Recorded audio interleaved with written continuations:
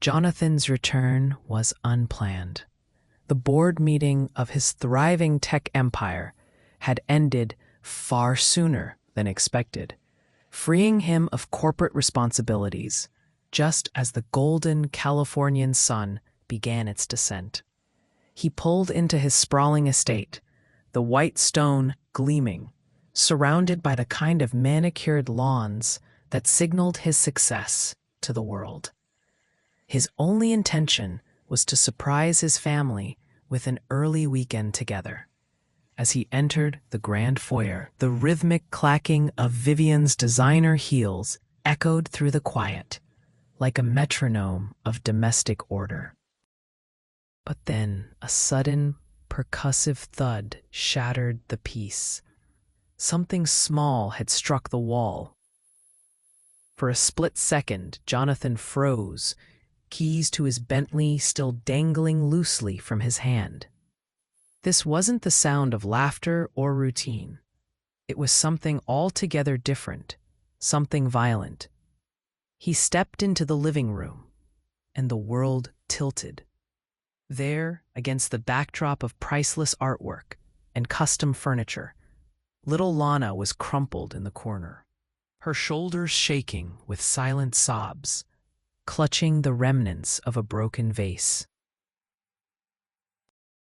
The blood seeping from her knee was a dark stain against her brown skin, and would soon become a stain on Jonathan's conscience. Towering over Lana was Vivian, the woman Jonathan had believed he knew, ice-cold fury etched into every line of her flawless face. "How many times must I tell you?" Vivian snarled. For a moment, he stood paralyzed, every muscle tensed in shock. He had known Lana since her earliest days. Carmen, Lana's mother and Jonathan's loyal housekeeper of almost a decade, had raised the girl to be unfailingly polite, sharp as a tack, and endlessly curious. Lana was no ordinary child. Her presence had always filled the mansion with a playful lightness, a sense of innocent joy that even the grandeur of wealth could not create. Yet here she was, eyes swollen with tears, clutching porcelain shards as Vivian's rage loomed over her. A dynamic between the women in Jonathan's home had changed the very air, transforming the mansion from a sanctuary into a stage for cruelty he never thought possible. Subscribe and hit like. Our powerful stories add years to your life. Join our Story Lovers Club and let us know in the comments, where are you listening from? It all happened in a heartbeat, but for Jonathan, time seemed to stretch into eternity. He took in the blood on Lana's leg, the wild fear in her eyes, the chilling transformation of Vivian, a woman once praised for her social graces, into something far more menacing. Lana's voice trembled as she pleaded, "Please, Mrs. Vivian, I was only trying to help clean. The vase slipped when I heard the TV." "Liar! You always make excuses," Vivian snapped, raising her hand as though to strike. It was in that instant, with the threat of violence hanging in the air, that Jonathan felt something shatter within himself. The anger was there, of course, but underneath thrummed a clarity that burned away all doubt. He was no longer a spectator. Now, he was a father figure to a frightened child and a silent judge to the woman he called his wife. For 3 years, Vivian's charm had been unassailable. To Jonathan and their circle, she was the very image of grace, articulate, tasteful, benevolent in charity and conversation. But the mask had slipped. Alone with a vulnerable girl, she showed no trace of kindness. The sharpness of her features, once so alluring at galas and dinners, was now twisted into a cold, unrelenting sneer. "Vivian," Jonathan said, his voice cutting through the cruelty like the crack of a whip. Vivian whirled around. Instantly, her rigid posture melted into a performance, surprise and innocence arranged masterfully on her face. "Jonathan, darling, I didn't hear you come in," she simpered, but it was too late for theatrics. The girl broke the Ming vase, the one her mother gifted us for our wedding. Such a pity. But Jonathan no longer saw his wife's curated elegance. He saw Lana shrinking away, the cut on her knee already drying to a crusted scar, the way her small frame seemed trained to recoil from even the hint of conflict. Every detail screeched at him. This was not a unique mishap. This was a recurring trauma. As Vivian played her part for his benefit, Jonathan's mind flashed through memories, snatches of stern glances, comments about proper upbringing for staff's children, fleeting looks of fear on Carmen's face. The gravity of his ignorance weighed on him. How had he overlooked this side of the woman he shared his life with?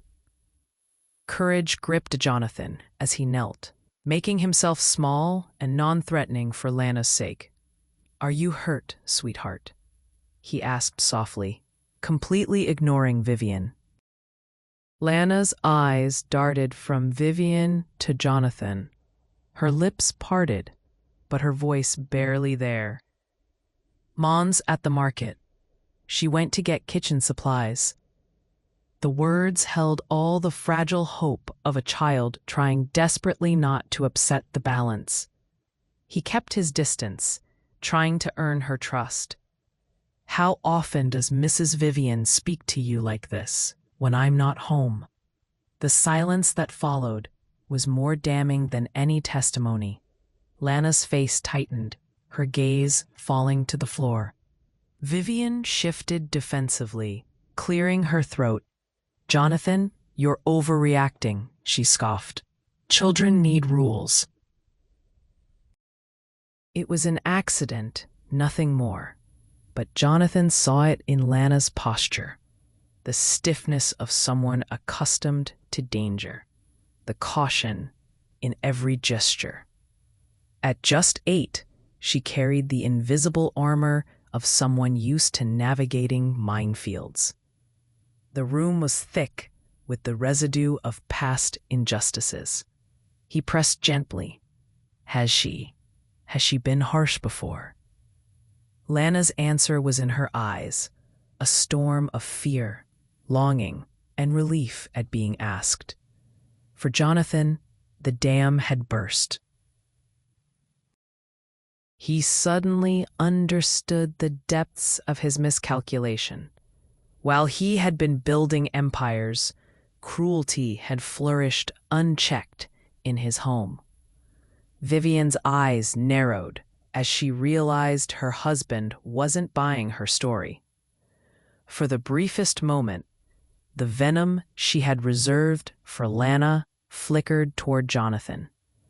It was gone in a blink, replaced by the polished mask. But the truth had already seeped through. Something new and terrible opened up inside Jonathan as he watched Vivian's performance. He thought back to Carmen's strained smiles, Lana's unusually quiet presence, and the growing sense that he had missed critical evidence. The pattern, hidden in plain sight, suddenly became clear. In those 3 years, his trust had not just been misplaced, it had been weaponized. Vivian's sweet voice filled the room. "Jonathan, darling, I just want order in our home." Someone has to teach her responsibility, or she'll grow up like so many others, undisciplined, entitled. Jonathan noticed, for the first time, the way she spat out their children. The contempt was palpable, and Jonathan marveled bitterly at the blindness of privilege. How could he have missed this? He crouched down again to Lana's level. "Tell me exactly what happened, Lana. No one is angry, I promise." Lana wiped a tear, trembling. "I was helping clean the living room, like I always do. Then something loud came from the TV, and I got scared. When I moved, my arm hit the vase," Vivian interrupted sharply, her voice slicing.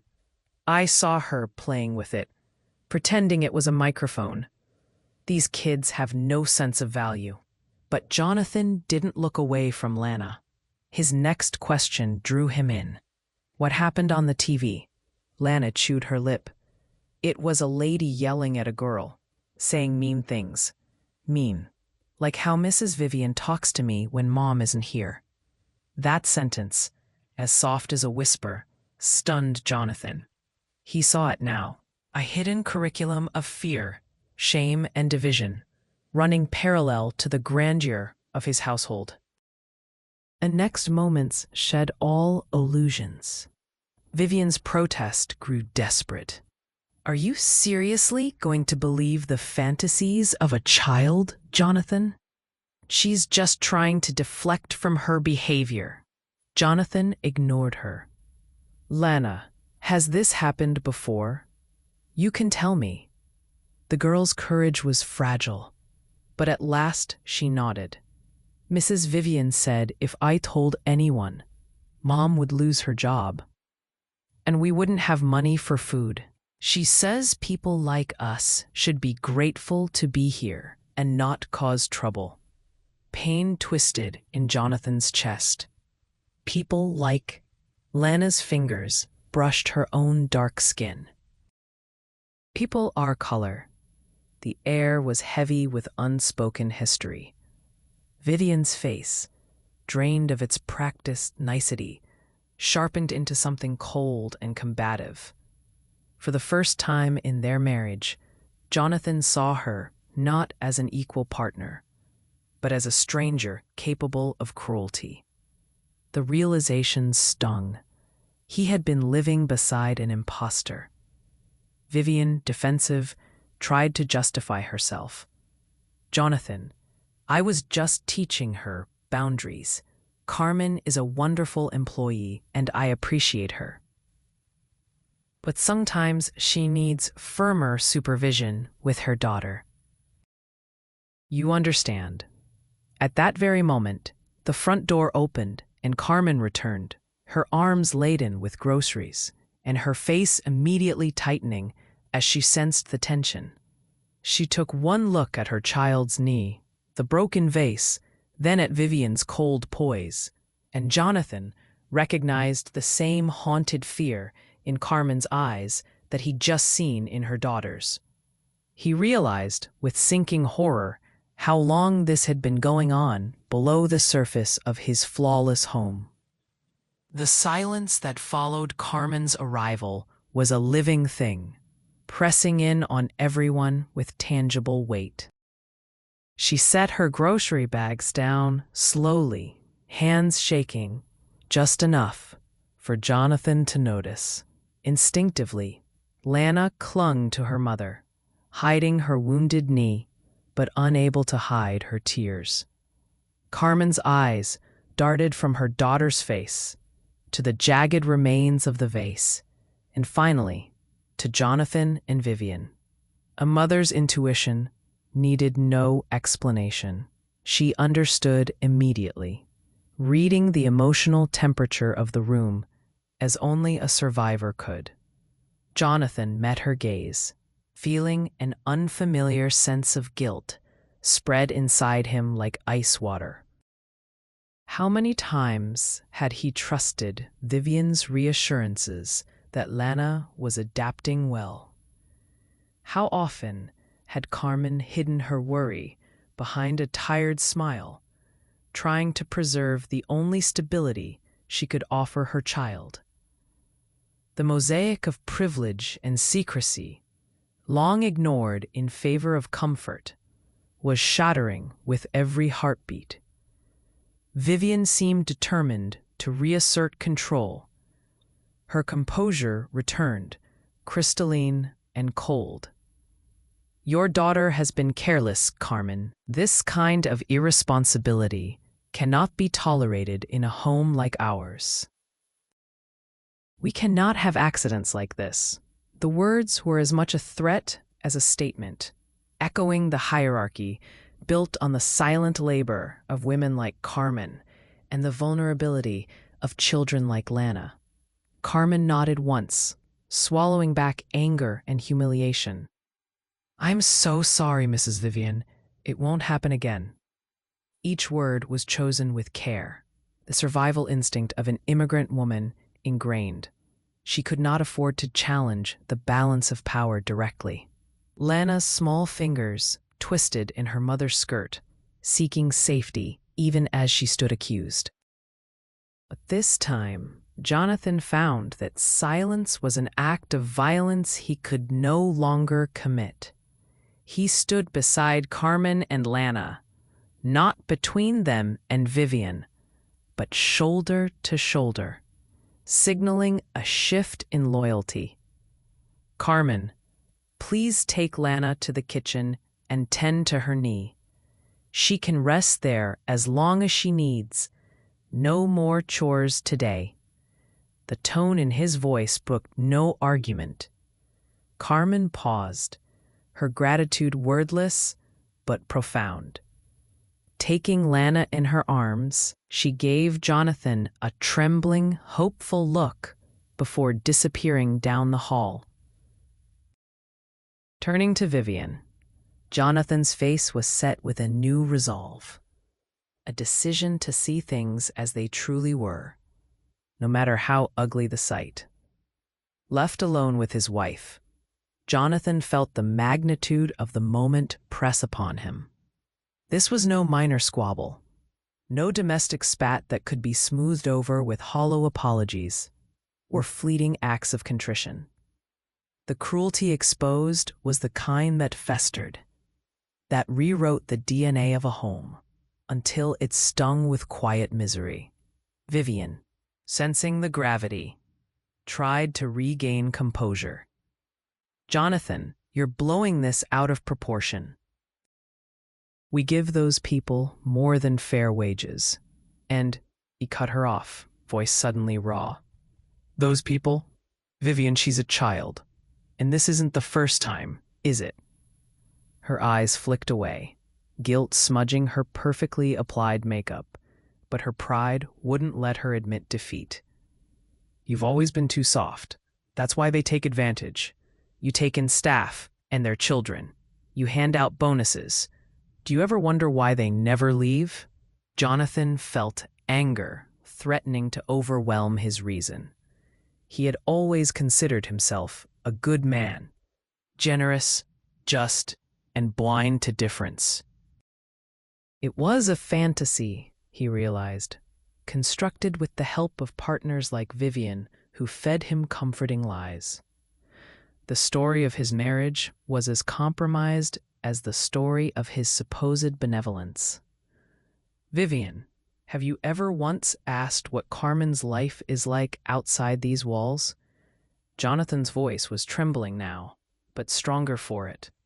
"Do you understand what it's like to be afraid that every misstep will cost you your home, your child's safety, your livelihood?" Vivian's mouth twisted in disdain. "We're their employers, Jonathan. Not their saviors." That one sentence told him everything he needed to know. The illusion was gone. News of the confrontation did not take long to ripple through the household. Maria, the cook, appeared at the kitchen doorway when she saw Carmen's red eyes and Lana's bandaged knee. Even the gardener, Anthony, paused his pruning when Lana's quiet sobs drifted out the open windows.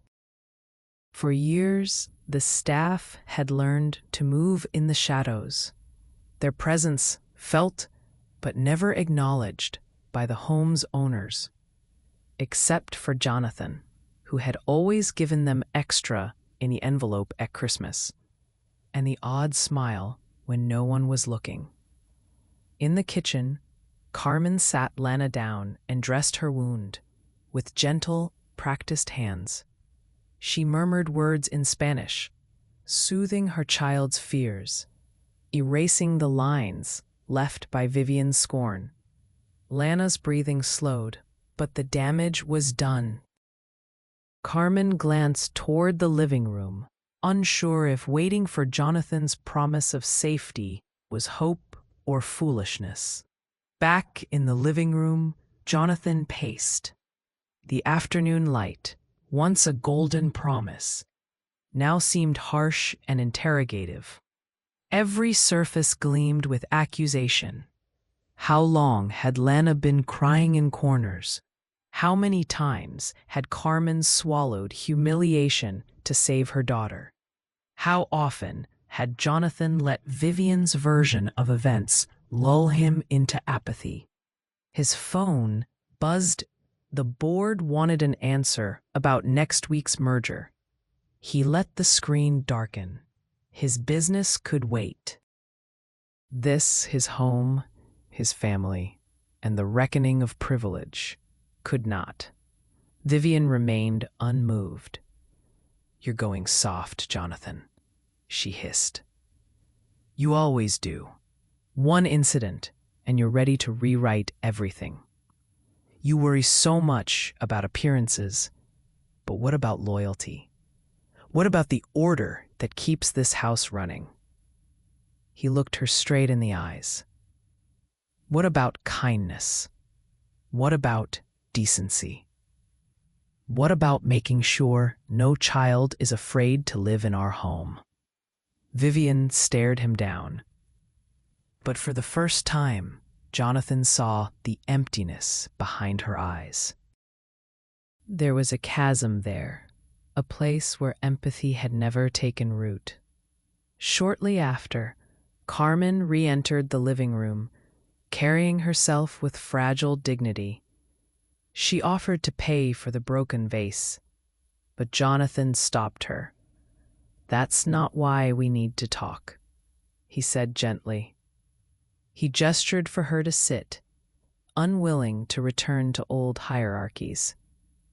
Vivian scoffed, but said nothing. "Carmen, how long has Vivian been?" He trailed off, unwilling to put words to what had just happened. Carmen sat quietly, eyes downcast. Her accent was thicker, her voice steadier than expected. "Sir, I am grateful for your kindness all these years, but this is not the first time. My daughter, she is just a child. Accidents happen. I teach her to be respectful, to say thank you, to never take what is not hers. But sometimes nothing is enough." Her hands twisted in her lap, the pain of years condensed in that one gesture. She looked up, watching his reaction closely. "Mrs. Vivian has always been different when you were away. Strict, yes, but also unkind. I accepted because, for me, job is all. For Lana, I wanted quiet, safety, a break from the city. Please, mister."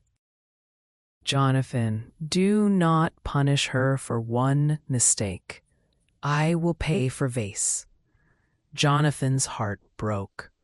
"Carmen, you should never have to make these kinds of choices. Not here, not anywhere." Vivian's jaw clenched. "Don't you see? This is what they do. Make you feel sorry for them. Manipulate, exaggerate." Jonathan shook his head, at last certain. "Just stop, Vivian." Carmen let out a long, slow breath, as if she had been holding it for years. Lana clung to her, silently bearing witness. Decades of silence had finally fractured. The truth had room to breathe. Night drew its velvet curtain over the mansion as the crisis reached its breaking point. Maria fed Lana ice cream in the kitchen, trying to sweeten the taste of a bitter day, Jonathan stayed in the living room, staring at Vivian, his partner in a life that now felt like a lie, for a long, unblinking minute.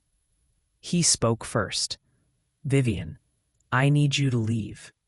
Tonight." She laughed bitterly. "You can't be serious. All this. For a child and her mother? Is that what your empire's built on now?" He held her gaze, voice even. "It's built on respect, on decency. I won't let you poison this home any longer. Pack what you need, and my assistant will contact you about the rest. Lana and Carmen will stay as long as they want, and they will be treated as family." Vivian's indignant fury was relentless. "You'll regret this, Jonathan. You're letting soft sentiment win over your head. You'll see how grateful they are when they bleed you dry." Jonathan listened, but her words no longer landed. The spell was broken. He watched as she stormed upstairs. Each click of her heels a punctuation mark, ending a chapter written in silence. He called Carmen and Lana into the room. With as much warmth as he had ever felt, he said simply, "You're safe here, and I promise I'll never look away again." In their relief, in the bright courage of a little girl's smile, he found the fragile hope of redemption and the chance to build a future truly worthy of the home he had always wanted. As the dark settled outside, the mansion's mood transformed. Gone was the icy tension of earlier hours. In its place was an uneasy quiet, fractured by the lingering echoes of confrontation. Lana sat at the kitchen table, her bowl of ice cream slowly melting, but the fearful tremble in her hands was beginning to fade. Maria, sensing the gravity around her, carried herself with careful warmth, humming softly as she cleaned, making the vast kitchen feel less lonely. Carmen watched her daughter, her own heart caught between relief and disbelief. For years, she had walked on eggshells, teaching Lana the codes of silence, the importance of blending in, the art of apology, even when no real mistake had been made. She had accepted that safety was always conditional, that generosity always came with invisible strings. To see Jonathan now, resolute, protective, drew forth a cautious hope. But freedom was still a foreign feeling. That night, Jonathan made dinner for everyone. He diced vegetables clumsily, stumbling through a recipe he remembered from his childhood. It was the most ordinary meal the house had seen in years, but for Lana and Carmen, the simple act was extraordinary. They ate in companionable silence, the aroma of fresh herbs mingling with the sharper scent of new beginnings. After dinner, Jonathan sat with Lana and Carmen in the softly lit living room. There was no talk of broken vases or accusations. Instead, he asked Lana about her favorite books, listened to Carmen share stories of her own childhood in Mexico, and invited Maria and Anthony to join. For the first time, laughter returned, quiet at first, but building as the night wore on, growing bold enough to challenge the ghosts embedded in the house's marble bones. In those hours, Jonathan did something he hadn't managed in years. He saw his home not as a monument to success, but as a living space meant for connection. Each person was more than their role, more than their labor or lineage. They were people with histories, dreams, and wounds that deserved to be honored. After everyone had gone to bed, Jonathan found himself alone in his office, surrounded by the trophies of his life. Photos of galas, awards from his company, glossy magazine covers bearing his smile. For years, he had measured worth in stock options, philanthropic donations, and the praise of the social elite. Now every image felt hollow. He scrolled through his phone, thinking about the times Vivian had charmed their guests with talk of charity and good works, or subtly reminded him of their responsibility to those less fortunate. All the high-minded philanthropy was window dressing, masking the rot that had spread right beneath their expensive roof. Jonathan's thoughts churned back through every red flag he'd missed. Lana's withdrawn gaze, Carmen's stifled voice, Maria's hurried disappearance when Vivian entered the kitchen. Each memory was a nail in the coffin of his blissful ignorance. He realized that privilege had made him blind, insulating him from the realities faced by the very people who kept his life running smoothly. Carmen had navigated a maze of unspoken rules, raising a daughter in the crossfire of someone else's carelessness. Lana had grown to interpret silence as a survival mechanism, learning to hide joy and pain with equal skill. With trembling hands, Jonathan began to write letters of apology to each of his staff, an email to his brother asking for advice about family counseling, a message to Carmen pledging a new kind of relationship. He typed into the night, determined that his next chapter would not be written in silence or shame, but with painstaking honesty. In the quiet, Jonathan finally accepted a painful truth. Caring was never enough. Only action, consistent, visible, and humble, could begin to heal what years of complacency had shattered. The next morning dawned bright with promise, sunlight spilling like gold across the mansion's long corridors for the first time in years. Lana woke up without fear cramping her belly. Carmen held her close, whispering reassurances that sounded more real now. Less like prayers, more like plans. Jonathan greeted everyone in the kitchen, trading his suit for jeans and a soft pullover. He made a point of addressing each person by name, asking after their families, listening with genuine attention. When Anthony mentioned his son's troubles at school, Jonathan offered help, not as a benefactor, but as a friend. When Maria described her daughter's wedding, he asked for pictures, smiling at stories he had never bothered to hear before. He called a meeting with all his staff, sitting together at the large dining table, the sun making patterns on the polished wood. "I owe all of you an apology," Jonathan began, voice thick with emotion. "I've let things happen here that should never have been tolerated. From now on, we start fresh, with better pay, more respect, and new policies, so no one, especially children, ever feels threatened." Carmen's eyes glistened. For the first time, she felt the possibility of dignity, not as a distant dream, but as an unfolding reality. Maria nodded quietly. Anthony squeezed his wife's hand, and Lana gave Jonathan a shy, grateful smile. It wouldn't undo the past. The mansion still carried the scars of a shattered innocence, but the day brimmed with hope, a kind that rebuilt, layer by layer, what cruelty had tried so long to tear down. Throughout the week, Jonathan worked tirelessly to redefine the heart of his home. He invited Carmen and Lana to join him on outings, a trip to the park, lunch at their favorite Mexican restaurant, afternoons spent reading together.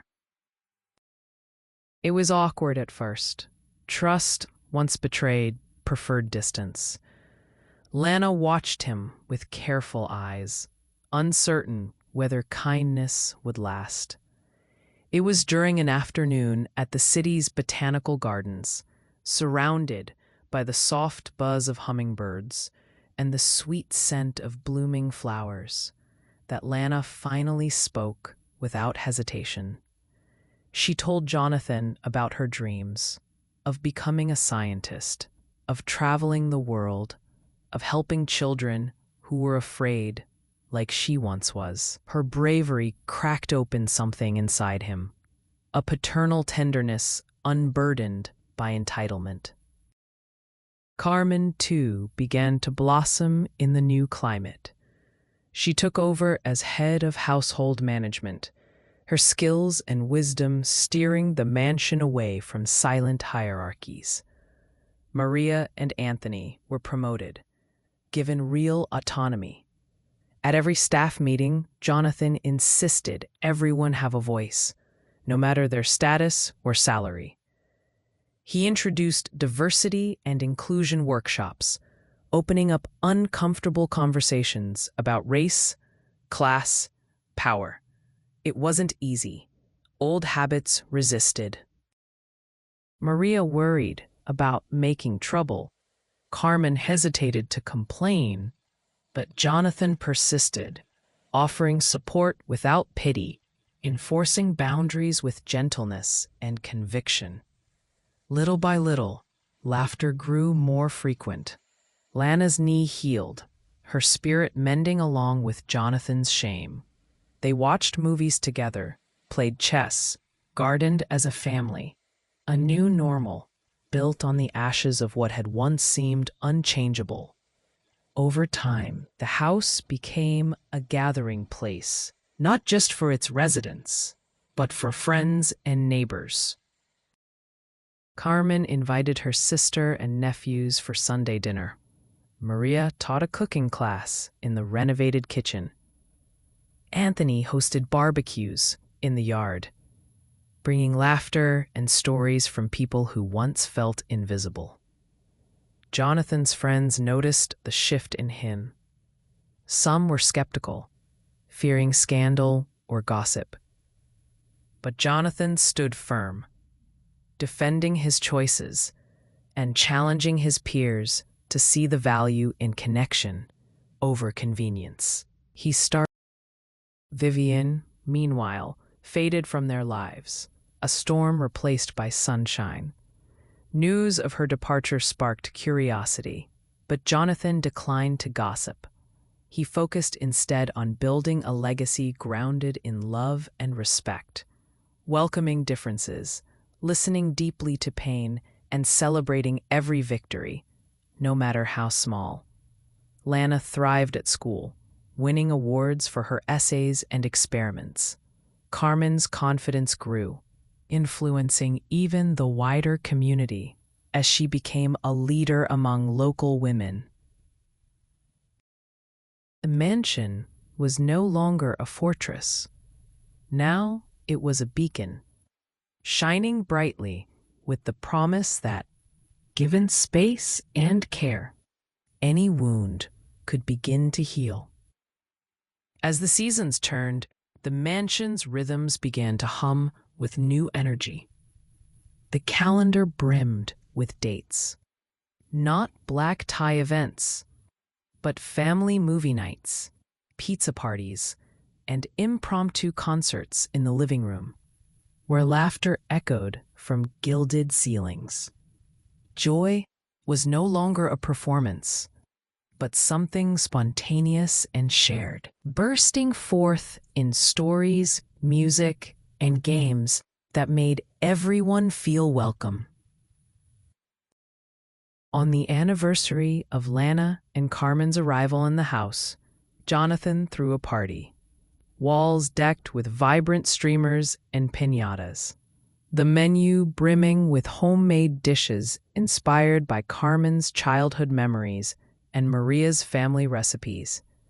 Friends, staff, and neighbors mingled without boundaries, distinctions of status or background melting away in the warmth of genuine camaraderie.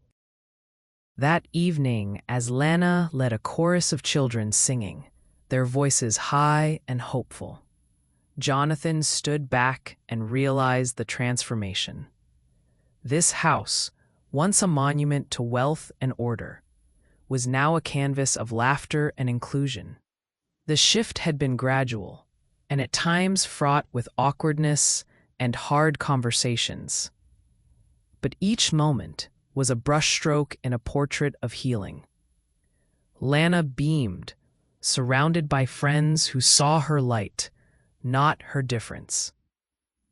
Carmen, tears in her eyes, hugged Jonathan, finally able to believe that home could mean more than just shelter. It could mean belonging.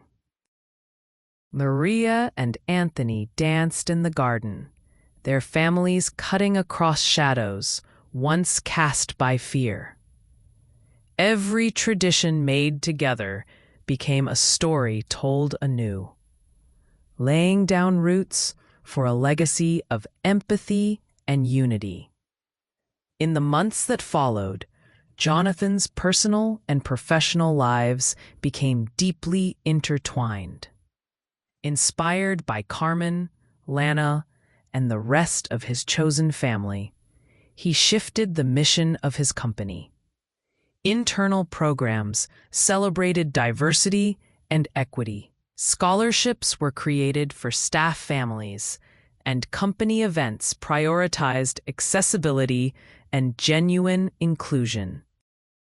He became a mentor to young entrepreneurs from marginalized communities, seeing in their hunger and hope echoes of Lana's aspirations. Each story of triumph and struggle sharpened his sense of responsibility. Jonathan gave lectures around the city, often inviting Carmen to share her journey. Her wisdom held the room in respectful silence, her voice steady and clear as she spoke of perseverance and dignity. At home, the atmosphere bloomed. With Vivian's departure, negativity lost its grip and kindness flourished. Small acts added up. Tutoring Lana, late-night talks with Maria about her dreams for her children, working with Anthony to create a garden where everyone contributed. Meals were rituals of connection. The dinner table swelled with jokes, debates, and confessions that once cowered in the dark. Every accomplishment, no matter how minor, was celebrated. The community learned to measure success not by perfection, but by the willingness to start again each day with greater honesty and compassion. Jonathan rediscovered parts of himself he had buried under ambition and legacy, finally understanding that true leadership meant lifting others, not just standing above them. As word of Jonathan's transformation spread beyond the boundaries of his home, the ripple effect became impossible to ignore. Local organizations asked for his input on family-friendly workplace practices. Parents in the neighborhood, once hesitant to send their children to play at the mansion, now saw it as a safe haven, a place where every child, regardless of origin, was protected and respected. Carmen's story became a beacon for others in similar circumstances. Local news outlets covered her advocacy for immigrant mothers. Workshops she ran alongside Jonathan helped families learn to recognize and stand up against workplace injustice. Lana, her confidence now infectious, led a volunteer group at her school, her empathy inspiring classmates from all walks of life. Anthony's son got the tutoring he needed, thanks to Jonathan's quiet intervention, and Maria's cooking class became so popular that the town center hosted it monthly. Staff turnover dropped to 0. The mansion, once a symbol of exclusion, became the heart of a growing network where diversity was celebrated, not merely tolerated. Not every day was perfect. Moments of pain and misunderstanding still crept in. Old scars sometimes reopening without warning, but the difference was palpable. The family and community knew now how to face these moments together, with open hearts and honest words. The house on the hill was no longer a fortress. It had become a foundation for hope.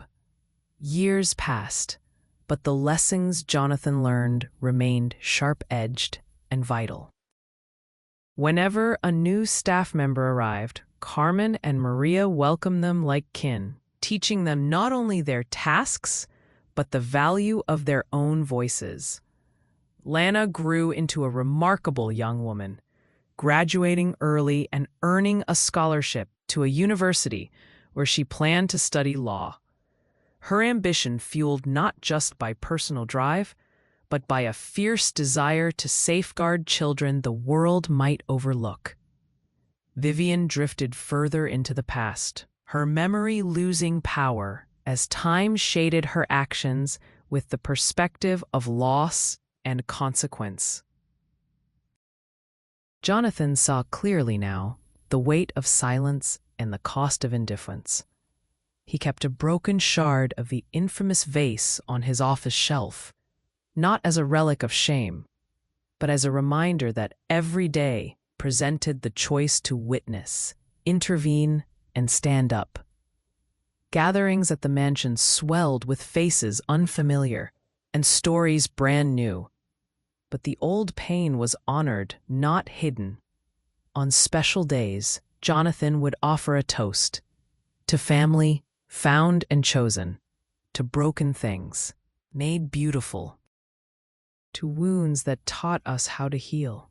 Tears sometimes accompanied the laughter, but so did a profound gratitude for every scar that proved survival.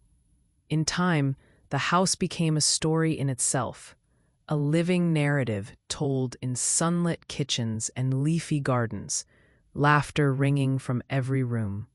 It was no longer defined by the darkness that once haunted its halls, but by the lights set against it, acts of protection, courage, and boundless love. Jonathan's legacy was no longer an empire, but a community, a tapestry of people who had learned, through heartbreak and healing, that dignity and justice begin at home. Carmen and Maria, pillars of strength, inspired generations of women and girls to stand tall, to claim their space unapologetically. Lana, astonishingly wise beyond her years, mentored children who once flinched at a raised voice, teaching them to trust in possibility again. Every old wounds were spoken aloud, not to reopen them, but to seal them with understanding and resolve. The story was passed on, how a child's broken silence and a father's fierce love had changed not only one family, but an entire community. In the end, what remained was not perfection, but perseverance, a reminder that even in the most privileged or hardened of places, change is always possible. All it takes is the courage to see, to break the silence, and to love bravely, without reservation or condition. And so, the mansion stood, not as an edifice to wealth, but as a sanctuary of hard-won grace. Where secrets had once thrived, truth now flourished. Where fear had ruled, hope was now law. And the story, Lana's story, Carmen's story, Jonathan's story, echoed on, a pledge to all who entered. Here you are seen. Here you belong. Here you are safe.